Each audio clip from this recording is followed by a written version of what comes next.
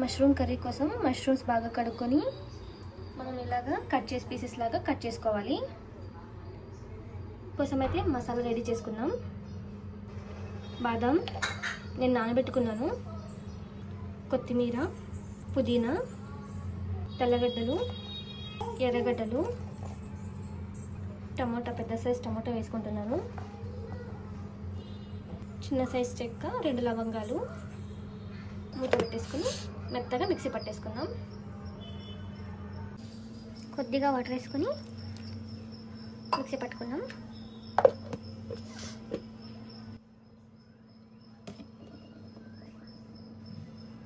చూసారా, ఇలా మెత్తగా పేస్ట్ లాగా చేసుకోవాలి. స్టవ్ ఆన్ చేసుకుని ఒక ప్యాన్ పెట్టుకుందాం. ఇప్పుడు ఆయిల్ వేసుకుందాం.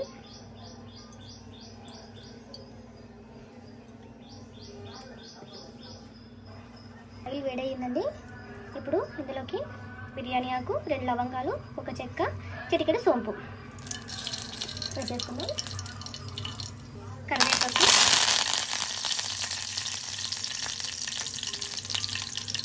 కట్ చేసుకున్న ఆనియన్స్,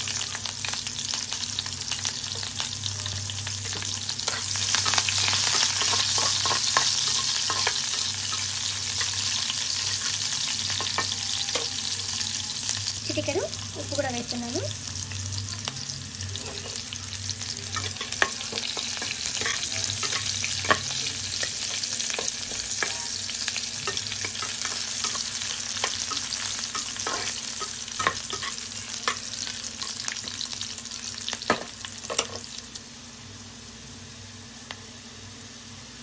ఇప్పుడు మనం ముందుగా మిక్సీ పట్టుకున్న పేస్ట్ అనేది ఇందులో వేసేద్దాం.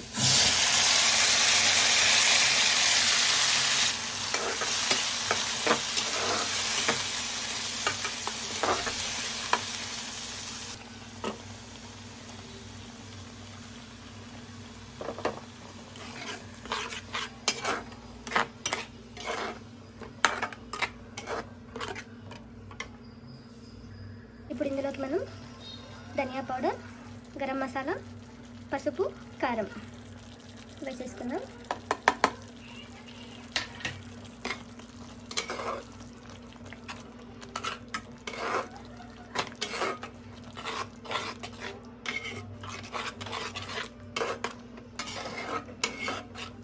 రుచికి తగ్గ ఉప్పు,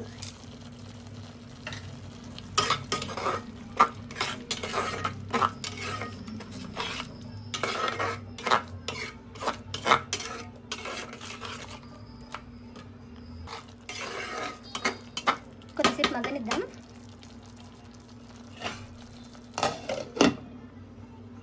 కొద్దిసేపటి తర్వాత మూత ఓపెన్ చేసి చూద్దాం. చూడండి, ఆయిల్ పైకి తేలుతూ ఉంది కదా. ఇప్పుడు ఇందులోకి మనం ముందుగా కట్ చేసి పెట్టుకున్న మష్రూమ్ ముక్కలు వేసేద్దాం.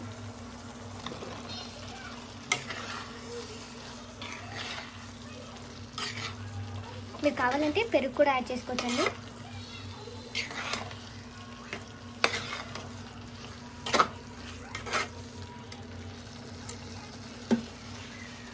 కొద్దిగా వాటర్ అనేది యాడ్ చేస్తున్నాను.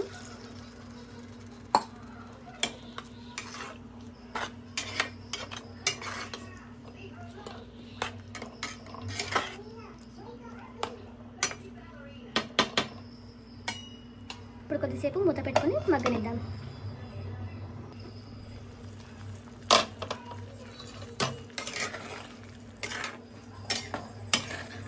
ఇలా మధ్య మధ్యలో కలుపుతూ ఉండాలి.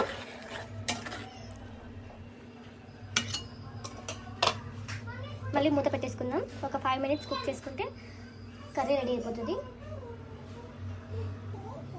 ఇప్పుడు మూత తెచ్చి చూసుకుందాం. చూసారా కదండి, చాలా బాగా ఉడికింది. ఈ గ్రేవీ అయితే రైస్లో కానీ చపాతీలో కానీ చాలా అంటే చాలా బాగుంటుందండి. ఇప్పుడు స్టవ్ ఆఫ్ చేసుకుందాం.